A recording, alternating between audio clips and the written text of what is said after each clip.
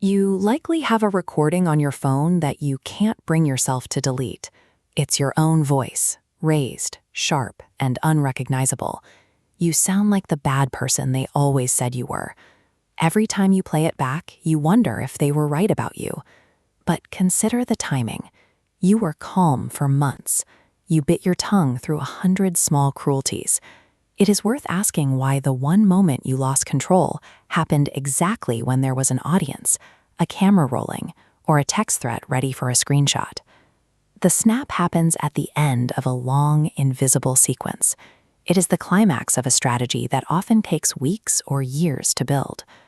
This explosive reaction has a name: reactive abuse. It occurs when a victim is pushed to the edge of what they can endure, leading to a public outburst that is then used to label them as the aggressor. Step 1 is the bait. This involves a steady drip of provocation, calibrated to your specific wounds. It's a comment dressed up as an innocent joke, or a simple question designed to make you flinch. Because each individual poke is small and deniable, describing it to others makes you sound paranoid. Your body doesn't actually let these moments go. It files them. You move into a state of high alert, reading the tone of a text before the actual words, and bracing when their car pulls in.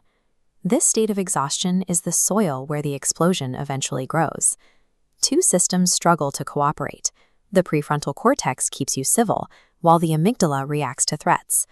Sustained stress elevates cortisol, weakening the prefrontal cortex. As your internal brakes fail, the amygdala fires faster until the body fights.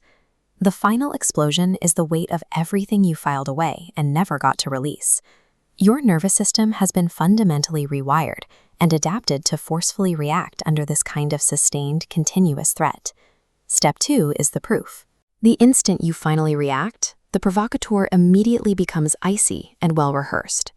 They may pull out a phone or move the conversation to text. They have stopped arguing. They are collecting an exhibit for an invisible jury. This leads to step 3, the reversal. There is a documented pattern for this called DARVO. It stands for deny, attack, and reverse victim and defender. The person who provoked the harm claims to be the one who suffered it. Researcher Jennifer Fried found that DARVO works on an audience.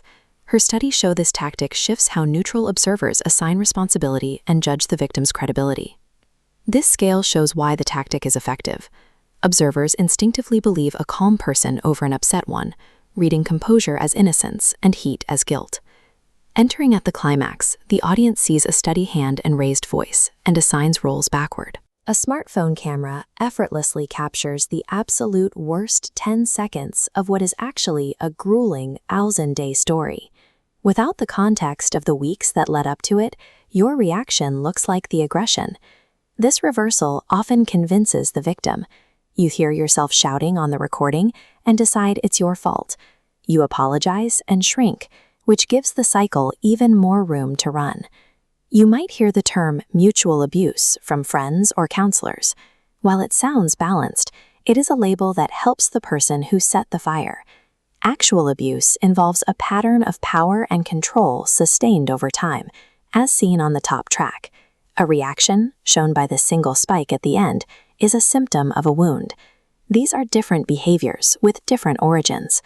Accepting the word mutual means carrying half the blame for a situation you did not create. Swallowing your anger to become emotionless is just another version of the same exhaustion that led to the snap. Power comes from seeing the bait before you bite. When you recognize a needling question as a move rather than an accident, the dynamic shifts. Reclaiming the breath before you reply, or choosing to walk out of the room, denies the manipulator the exhibit they want. This sliver of space between the push and your reaction is yours. The recording you've been carrying is a readout of a nervous system under a load it wasn't meant to hold. It documents the moment you were pushed over a cliff. It is not a portrait of who you are.